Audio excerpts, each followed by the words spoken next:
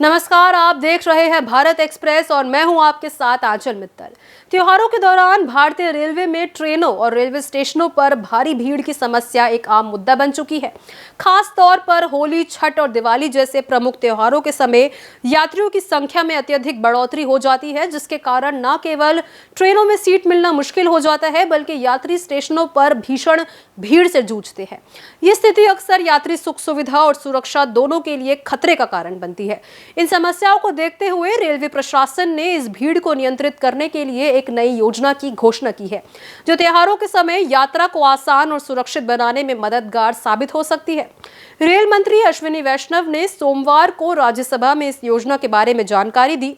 उन्होंने बताया कि रेलवे ने त्योहारों के दौरान यात्रियों की बढ़ी हुई संख्या को देखते हुए 60 प्रमुख रेलवे स्टेशनों पर 80 अतिरिक्त ट्रेनों को स्टैंड बाय पर रखने की योजना बनाई है। इन ट्रेनों को आवश्यकता पड़ने पर तुरंत चलाया जाएगा ताकि अचानक बढ़ने वाली भीड़ को नियंत्रित किया जा सके और यात्रियों को बिना किसी परेशानी के यात्रा करने का मौका मिले।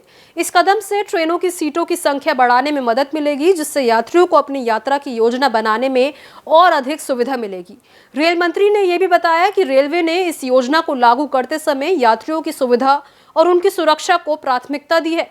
इस प्रयास का उद्देश्य ये सुनिश्चित करना है कि त्योहारों के दौरान यात्रियों को ट्रेनों में भीड़ भाड़ और असुविधा का सामना न करना पड़े।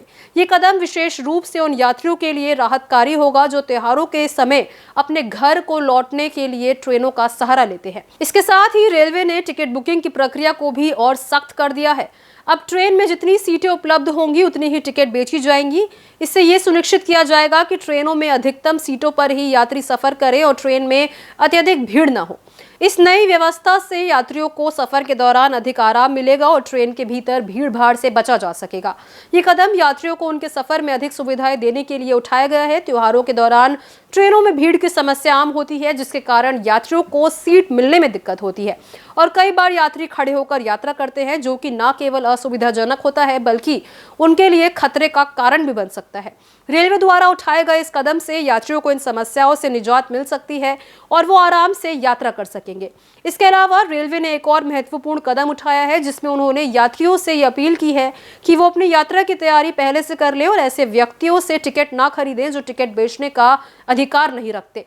रेलवे ने इस बात पर जोर दिया कि टिकट केवल अधिकृत स्थानों से ही खरीदा जाए ताकि कालाबाजारी और अनधिकृत बुकिंग से बचा जा सके। इस कदम का उद्देश्य यात्रियों को सुरक्षा और पारदर्शिता प्रदान करना है ताकि कोई भी यात्री अनावश्यक परेशानी का सामना करने से बच पाए। इस अवसर पर राज्यसभा में रेलवे से संबंधित एक महत्वपूर्ण बिल भी पारित किया गया। इस बिल का मुख्य उद्देश्य भारतीय रेलवे के संचालन को और अधिक आधुनिक और सुचारू बनाना है। ये बिल रेलवे से जुड़ी कई प्रक्रियाओं को सरल बनाएगा और यात्रियों को बेहतर सेवाएं प्रदान करने में मदद करेगा। इस बिल को पहले दिसंबर 2024 में लोकसभा में मंजूरी मिल चुकी थी और अब राज्यसभा से भी इसे हरी झंडी मिल गई है। इस नए बिल के द्वारा रेलवे में कई सुधार की दिशा में कदम उठाए जाएंगे, जिससे यात्रियों को और बेहतर अनुभव मिलेगा।